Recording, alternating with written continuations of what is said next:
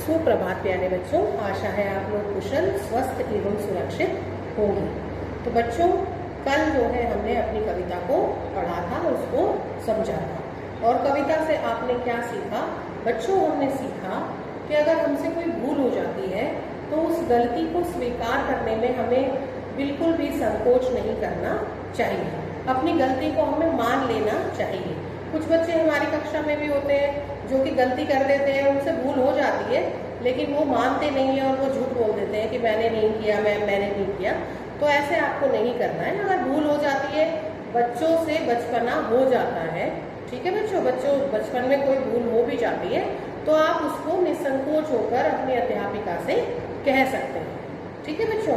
तो वैसे ही हमने इस कविता में भी सीखा कि पैकुट से गलती हुई थी तो उसने गलती को माना, स्वीकार किया और फिर उसने उसकी क्षमा भी मांग ली। और दूसरी बात हमने इस कविता से बच्चों क्या सीखी? दूसरी बात हमने सीखी कि हमें हमेशा मीठा बोलना चाहिए। मीठा बोलने, क्योंकि पैकुट ने सभी से बहुत मीठी वाणी में बात की थी। मीठी वाणी में वो अपने रंग बिरंगे पंख तक देने को तैयार हो गई थी, तो सभी लोगों ने उससे पंख लेने से मना कर दिया, क्योंकि उसके मधुर वचनों से सब आकर्षित हुए।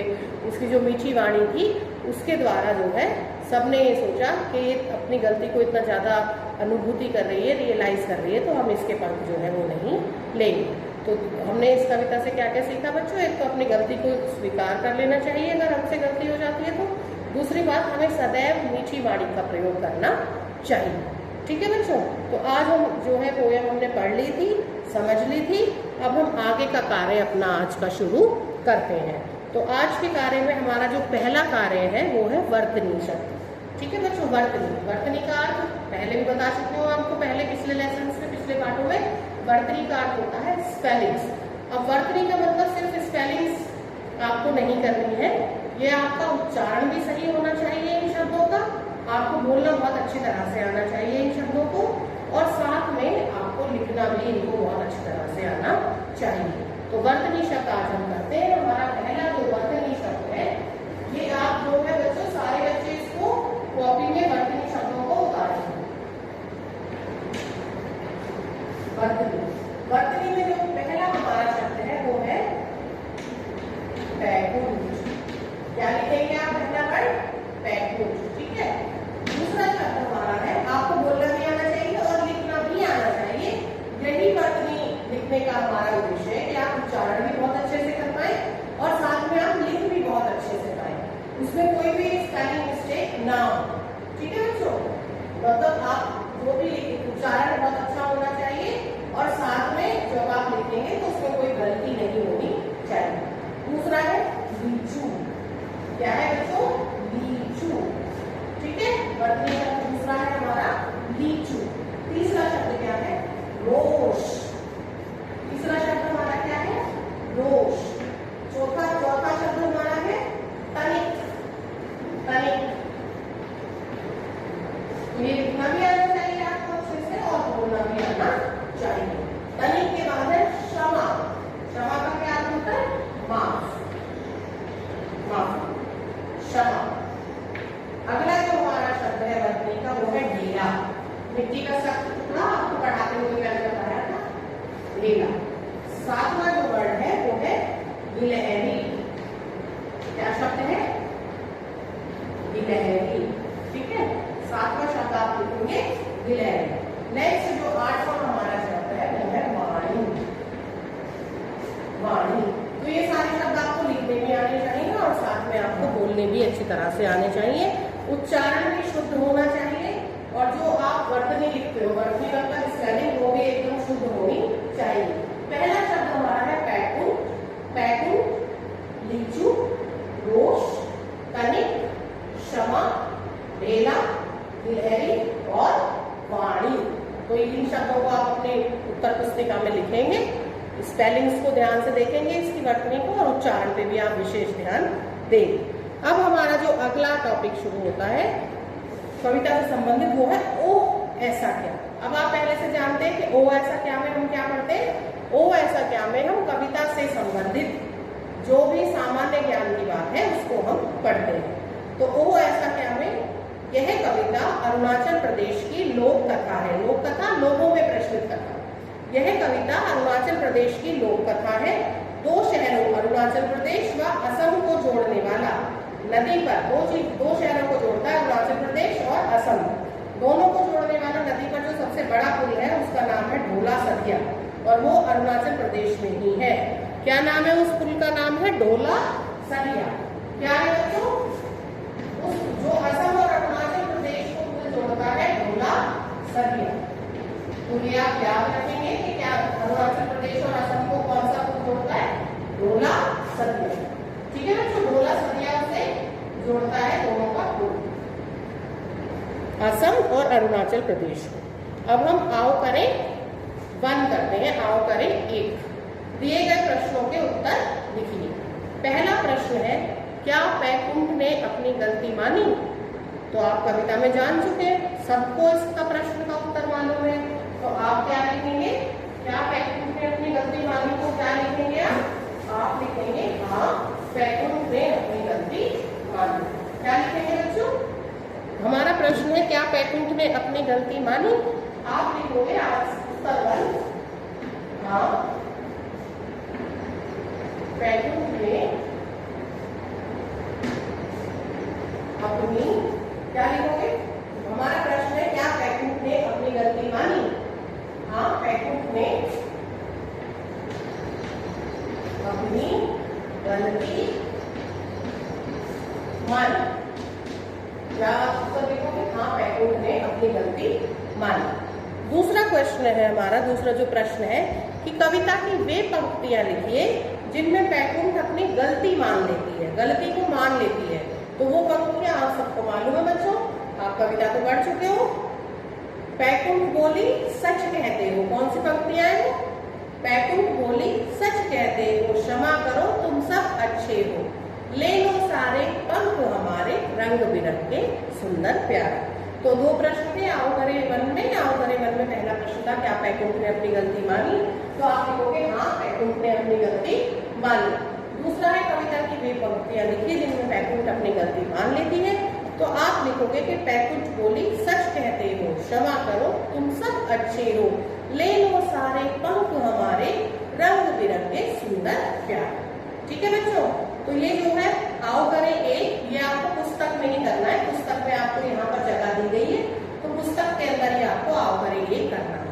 वर्तनी के शब्द आपको कॉपी में लिखने हैं, पहला वर्तनी का कार्य होगा, फिर आओ करें 1 पुस्तक में लिखना है, फिर है आओ करें 2, आओ करें 2 भी आपको पुस्तक में ही करना है, उसमें आपको खाली स्थान दिए गए हैं पुस्तक में। ठीक है, कविता की समझ के आधार पर दिया गया फ्लो चार्ट पूरा कीजिए। ठीक है, फ्लो चार्ट मतलब जहाँ पर घटनाएं जो है हमारी एक के बाद एक बढ़ती चली गई। पहली घटना उन्होंने हमें दी हुई है और बीच में भी एक घटना दी हुई है, आप यहाँ पर देखेंगे तो। ठीक है, और जो उसके बीच में जो घटनाएं हुई है वो आपको सारी लिखनी है। तो पहली घटना हम पढ़ लेते हैं, उन्होंने क्या लिखा है? गिलहरी ने एक लीचू खाने के लिए तोड़ा, यह देखकर बैकुंठ ने टेटे का शोर करके गिलहरी को खूब डराया, गिलहरी का लीचू नीचे गिर गया। आप देखो बच्चों, 2 तरह की हमारे हिंदी में जो है 2 विधाएं होती है, गद्य और पद्य। गद्य होता है जो पाठ होता है, जिस तरह की लैंग्वेज आप यहाँ पर देख पा रहे हो, और पद्य होता है जिसमें सुर लय ताल होते हैं। तो यहाँ पर आपको गद्य की भाषा लिखनी है, आपको सिंपल जो आम बोलचाल की भाषा है वो लिखनी है। इसमें आपको उत्तर में पद्य की भाषा नहीं लिखनी है। आपको कविता के रूप में नहीं लिखना है कि गिलहरी ने लीचू तोड़ा, नीचे गिराया, घबराया, वो नहीं लिखना है। आपको अपना उत्तर किस तरह से लिखना है? गद्य की भाषा में लिखना है। जो सामान्य आप जिस तरह से कहानी लिखते हैं उस तरह से आप लिखोगे। गिलहरी ने एक लीचू खाने के लिए तोड़ा, यह देखकर बैकुंठ ने टेटे का शोर करके गिलहरी को खूब डराया, गिलहरी का लीचू जो है वो नीचे गिर गया। तो अब अगला हमें जो है उन्होंने फिल इन द ब्लैंक्स एक पूरा बॉक्स दिया हुआ है, तो आप अब क्या लिखोगे उसमें? अगली उसकी कहानी लिखेंगे। गिलहरी का लीचू नीचे गिर गया। ठीक है, लीचू किस पर गिरा था? वो हिरन की पीठ पर गिरा था। लीचू नीचे गिरा, हिरन की पीठ पर गिर गया, हिरन घबरा गया, डर गया और वो डर करके घबरा करके भागने लगा और भाग करके वो पत्थर से जा टकराया। ठीक है, फिर पत्थर जो है वो लुढ़कता पुढ़कता आगे किससे जा टकराया? वो केले के पेड़ से जा टकराया। फिर केले के पेड़ से जब पत्थर टकराया तो उसमें से एक केला गिर गया और वो केला जो है वो केकड़े की आंख पर, केकड़े की आंख पर गिर गया। तो बच्चों जैसे ही पत्थर केले के पेड़ से टकराया तो केला गिरा और वो केकड़े की आंख पर गिर गया। ठीक है, तो इतना आप यहाँ पर लिख देंगे कि केकड़े ने जो है, केकड़े ने फिर कहा केले को कि मैं तुमसे हर्जाना लूंगा। केकड़े की आंख पर गिर गया। क्या क्या लिखना है आपको, देखो बच्चों बॉक्स में। पहले जो है लीचू तक उसने कहा कि गिलहरी का लीचू जो है वो नीचे गिर गया। फिर लीचू गिरकर किस पर गिरा, हिरन के पीठ पर। हिरन जो है और वो भागने लगा घबरा करके, डर करके, और पत्थर से जा टकराया। पत्थर जो है लुढ़कता फुढ़कता हुआ आगे के अंदर चला गया, पत्थर केले के पेड़ से जा टकराया। उस वजह से एक केला जो है केकड़े की आंख पर गिर गया और उसकी आंख जो है वो फूट गई। तो उसने कहा केले से कि मैं तुमसे इस बारे में हर्जाना लूंगा। फिर आप अगले बॉक्स में लिखेंगे कि केला बोला कि मैं हर्जाना नहीं दूंगा क्योंकि इसमें मेरा दोष नहीं है, मेरी गलती नहीं है। इसमें दोष सारा किसका है, पत्थर का है, क्योंकि मुझसे तो पत्थर आकर टकराया था, इसीलिए जो है मैं गिर पड़ा था नीचे और तुम्हारी आंख फूट गई। तो हर्जाना जो है वो पत्थर देगा, मैं नहीं दूंगा। इसके बाद के बॉक्स में आपको पहले से ही दिया हुआ है पुस्तक में, पत्थर ने कहा मेरा दोष नहीं है। पुस्तक में आपको पहले से ही दिया गया है कि पत्थर ने ये कहा कि इसमें मेरा दोष नहीं है, उसमें हिरन का दोष है, उसे जाकर के पकड़ो। हिरन ने भी कहा कि मेरा भी दोष नहीं है, यह तो लीचू का काम है। तो आपको बीच में ये लाइंस दी गई हैं, ये पंक्तियां दी गई हैं, इसके अकॉर्डिंग आपको अगला अपना लिखना है बॉक्स में। उसने कहा ये तो लीचू का काम है। फिर लीचू ने क्या कहा, लीचू ने कहा कि मेरा कोई भी दोष नहीं है, मैं हर्जाना नहीं दूंगा क्योंकि मुझे तो क्या है, गिलहरी ने तोड़ा था। ठीक है, क्या कहा उसने, मुझे तो गिलहरी ने तोड़ा था, इसमें मेरी कोई भी गलती नहीं है, ना मैं हर्जाना दूंगा, मुझे तो गिलहरी ने तोड़ा था। फिर सब लोग गिलहरी के पास गए हर्जाना लेने के लिए। तो गिलहरी ने कहा कि मैं तो लीचू को तोड़ रही थी, जब मैंने लीचू तोड़ा तो उसमें मैं हर्जाना नहीं दूंगी क्योंकि मेरी गलती नहीं है। क्यों नहीं है, क्योंकि मेरे हाथ में लीचू था और वहां पर आकर के पैकुंठ ने इतना शोर मचाया, इतनी टहटे की कि घबराहट में वो लीचू जो है वो मेरे हाथ से नीचे गिर गया। तो सारी गलती किसकी है, पैकुंठ की है। गिलहरी ने अपना जो है पक्ष जो है वो साफ कर दिया और ये बोला कि गलती मेरी नहीं है, ना ही मैं हर्जाना दूंगी क्योंकि गलती किसकी है, पैकुंठ की। अगर पैकुंठ शोर नहीं मचाती, वहां पर आकर टहटे नहीं करती, तो मेरे हाथ से वो लीचू जो है नीचे नहीं गिरता।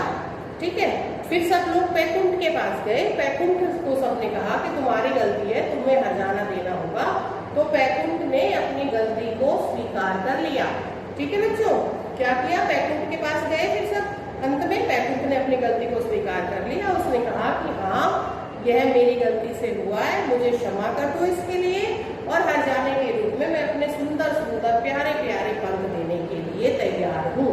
ठीक है बच्चों, क्या कहा पैकुंठ ने, जब सब लोग पैकुंठ के पास गए तो पैकुंठ ने कहा कि मैं अपनी गलती स्वीकार करती हूँ, मुझसे गलती हुई है और हर्जाने के रूप में मैं अपने सुंदर रंग बिरंगे पंखों को देने को तैयार हूँ। लेकिन बाद में सबने पैकुंठ की मीठी वाणी को सुनकर पंख लेने से मना कर दिया और सब लोग मिलकर के नाचने गाने लगे। आपको इसी भाषा में लिखना है, गद्य की भाषा में आपको अपने उत्तर लिखने हैं। कविता की पंक्तियों को ऐसी चीज उठा करके यहाँ पर नहीं लिखना है, वो आपका गलत उत्तर होगा। आपको जब भी आप उत्तर लिखते हैं कविता के, तो आपको वहां पर गद्य की भाषा में लिखना है, जैसे आप अनुच्छेद वगैरह में लिखते हैं। ठीक है बच्चों, तो ये आप प्रश्न कर लेंगे। आओ करें दो, पुस्तक में ही आपको ये सारा करना है। अब हम करते हैं अपना अगला प्रश्न, आओ करें 3। ठीक है, आओ करें 3। तो हम आओ करें 3 अब जो है प्रश्न करते हैं अपना, आओ करें 3। आओ करें 3 में क्या दिया गया है बच्चों, अब हम करेंगे आओ करें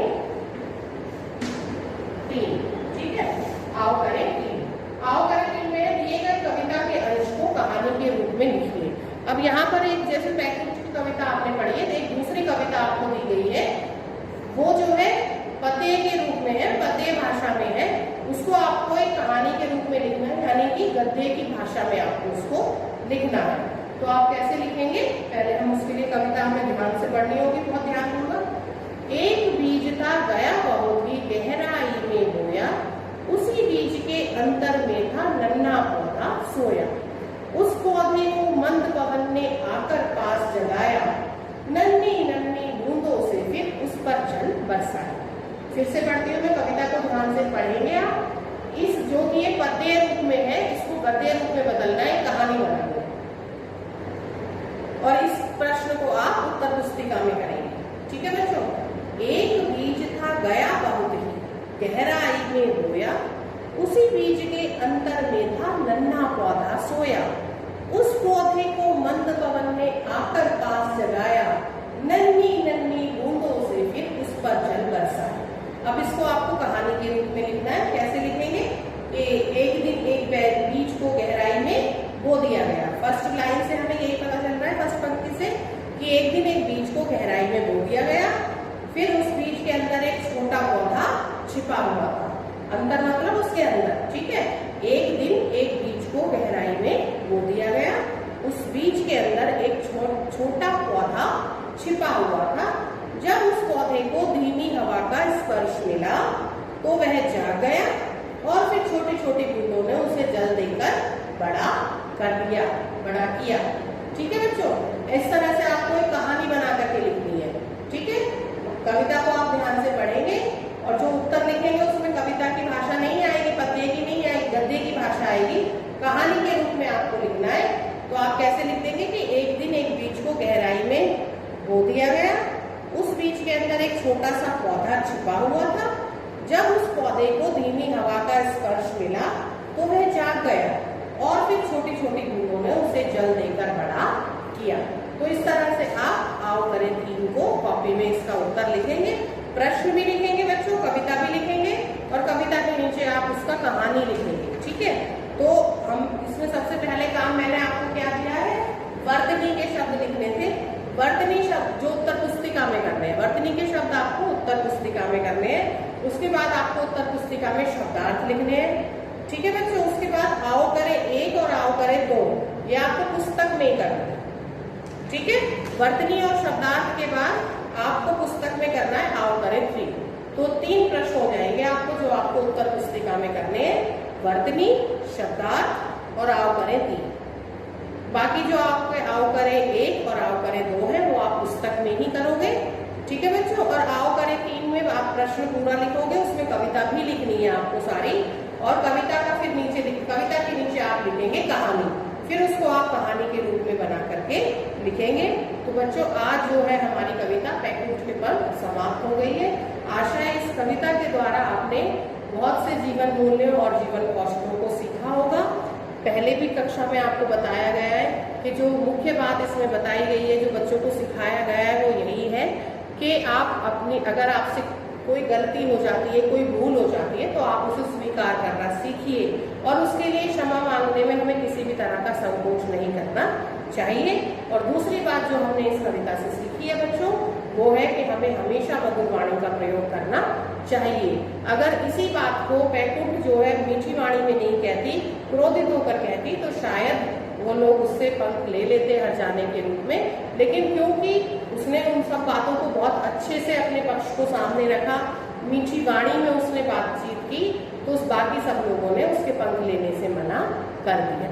तो बच्चों आप इतना काम करेंगे, वर्तनी, शब्दार्थ, आओ करें 3 उत्तर पुस्तिका में करने हैं और आओ करें 1 और आओ करें 2 आपको पुस्तक में ही करने हैं। आप ध्यान से, अच्छे से, सुंदर तरीके से, बहुत अच्छा लिख करके अपना काम आप मुझे भेजेंगे।